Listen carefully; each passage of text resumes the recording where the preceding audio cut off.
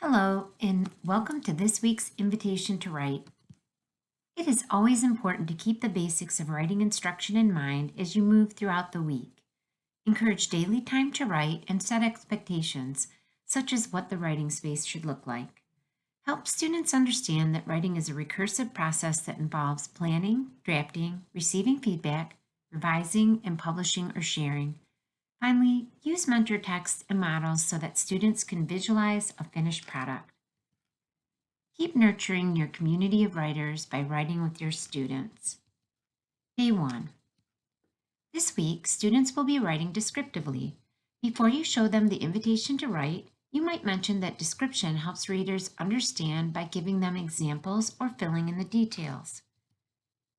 In the students' Lit Lab guidebook, they will receive this week's invitation to write, encouraging them to move through the steps of the writing process. The invitation this week tells the students that architects are the designers of our world. They design the insides and outsides of many spaces we encounter, such as houses, schools, libraries, and more. As an architect, the students will sketch plans for their dream homes in the space below. Architects call these plans blueprints. Let's move on to the planning stage. Prior to initiating the planning activity, you might want to show students what a blueprint looks like. Then, in the space provided in the Students Lit Lab guidebook, have them design their dream home. This week, they will use blue graph paper to plan. Read the additional planning ideas aloud to them. These include living spaces, play spaces, and special designs. Finally, encourage their creativity as they plan and sketch. Model the process for them, share your drawing with them, and encourage the students to share their planning sketches too.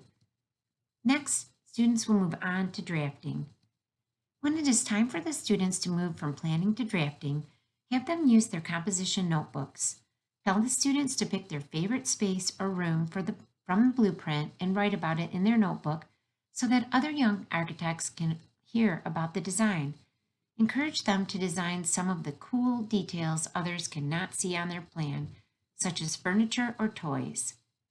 When writing with them first, you could start the conversation with, "We know that writers use description to tell us more about a big idea. I'm going to write about my dream home. What are some details and examples that you can give me to get me started?" Then model using the writer's composition notebook to draft your description. You can show the students your draft and read it aloud. "My dream home has a great play space. It has a round pool and tall swings. The pool has a big blue slide that lands right in the water. I like sliding down it and splashing into the pool." You can point out that you've included descriptive words such as round, tall, big, and blue. Day 3. When possible, make time for feedback. On day 3, students can gather feedback from you and their peers.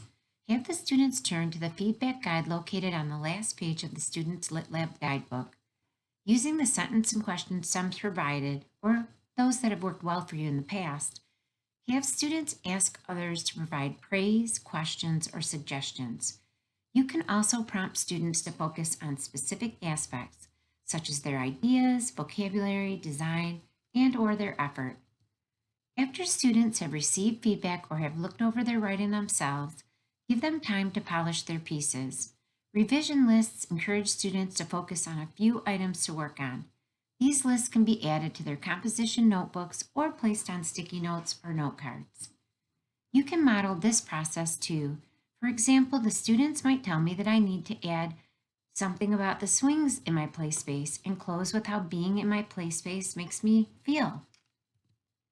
Finally, on day 3, help students choose a section of their writing to share on day 4. Day 4. Now consider the ways that students can share their writing with their peers. Students can choose to share all or part of their work, and of course, if students are not comfortable sharing, they are not required to do so. Use a designated space that signals the featured author and have peers respond with finger snapping, clapping, or emoji cards. Writing is a joyful act, so be sure to make time for reflection. This is an excellent way to build students' self-efficacy and identity, both as a writer and as someone who might pursue a STEM career. Questions could include the following. As a writer, what did you do well this week? What might you try differently next week? Which descriptions make you most proud? What did you learn about architects this week? Could you imagine yourself becoming an architect one day? Don't forget to capture students' work, words, and wonderment and add them to the Wakelet. And always feel free to contact me if you have any questions this week.